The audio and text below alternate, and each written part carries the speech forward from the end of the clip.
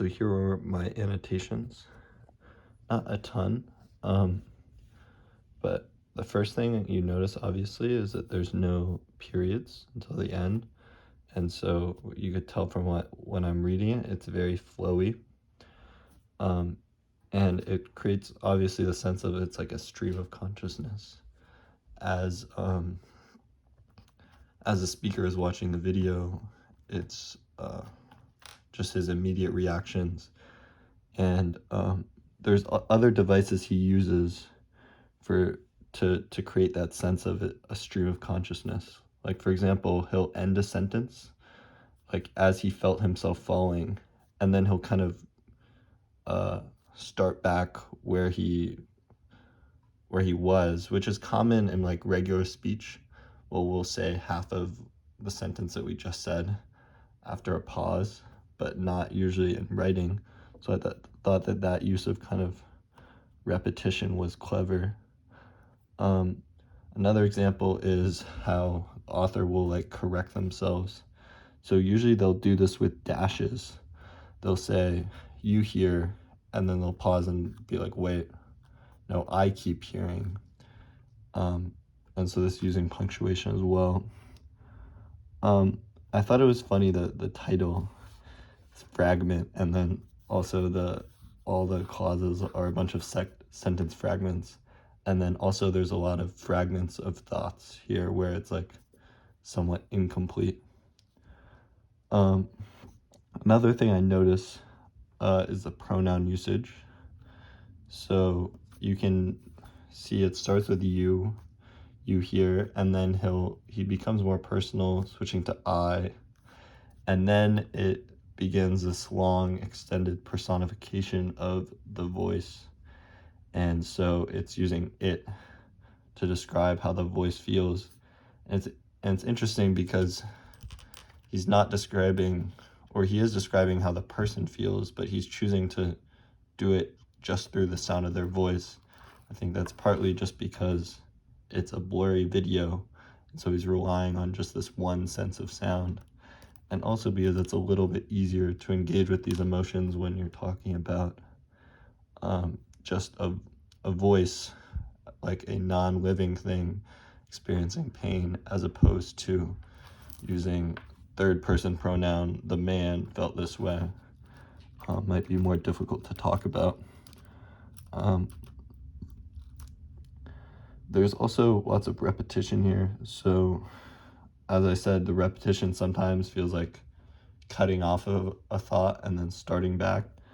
There's also know this, knowing, known, over and over again at the end, especially. And I think it's like almost the person's becoming more certain of their fate. They talk about this irrevocability of death, which is the permanence of death. And I think knowing it creates a sense of like hopelessness, for not the speaker, but the voice they're talking about.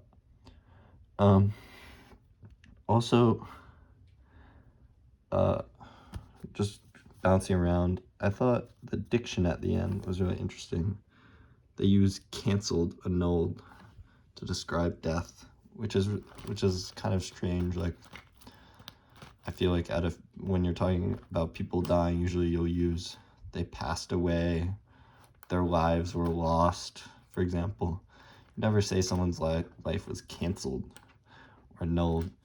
But I think what C.K. Williams is doing is, again, trying to make the death seem more impersonal, less meaningful, and it's more blunt in that sense that it's just completely gone. Something being canceled is just being erased, whereas passed away implies that you leave some sort of legacy.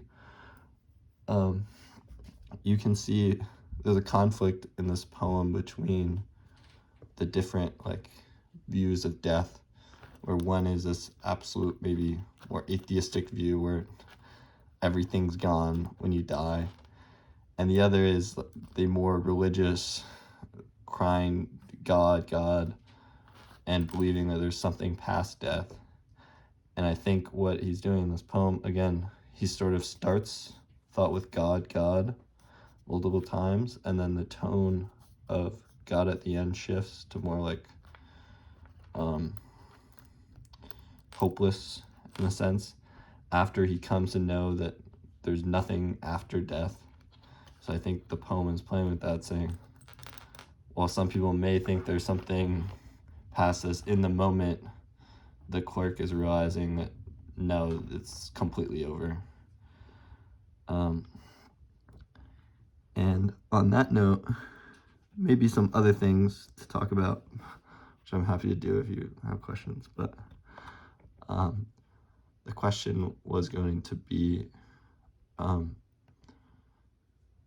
using diction, repetition, syntax to describe the speaker's feelings towards experiencing death.